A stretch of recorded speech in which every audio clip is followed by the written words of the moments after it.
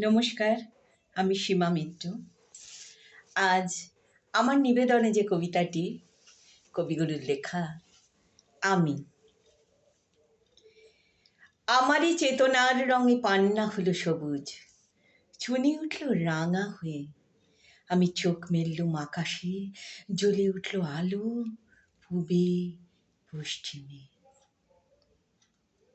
গোলাপের দিকে চেয়ে বললুম, সুন্দর সুন্দর হলো সে। তুমি বলবে, এ যে তত্ত্ব কথা, এ কবির বাণী নয়।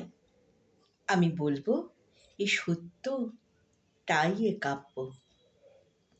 এ আমার অহংকার, অহংকার সমস্ত মানুষের হয়ে।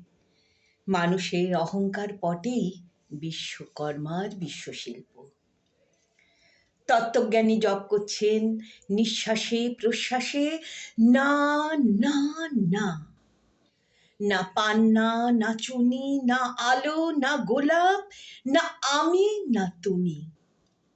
ওদিকে অসীম যিনি, তিনি স্বয়ং করছেন সাধনা মানুষের সীমানায়। তাকেই বলে আমি। সেই আমির গহনে আলো আধারের ঘটল সঙ্গম। দেখা দিল রূপ, জেগে উঠল রস। না কখন ফুটে উঠে হলো হ্যাঁ মায়ার মন্ত্রে, রেখায় রঙে সুখে দুঃখে।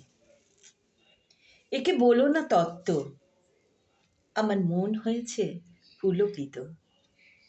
বিশ্ব আমির রচনার আসরে হাতে নিয়ে তুমি পাত্রে নিয়ে রং। পণ্ডিত বলছেন, বুড়ো চন্দ্রটা নিষ্ঠুর চতুর হাসি তার। মৃত্যুদূতের মতো গুঁড়ি মেরে আসছে সে পৃথিবীর পাঁজরের কাছে। একদিন দেবে চরম টান তার সাগরে পর্বতে। মর্তলোকে মহাকালের নতুন খাতায় পাতা জুড়ে নামবে একটা শূন্য, গিলে ফেলবে দিন রাতের জমা খরচ। মানুষের কীর্তি হারাবে অমরতার ভান, তার ইতিহাসে লেপে দেবে অনন্ত রাত্রির কালি।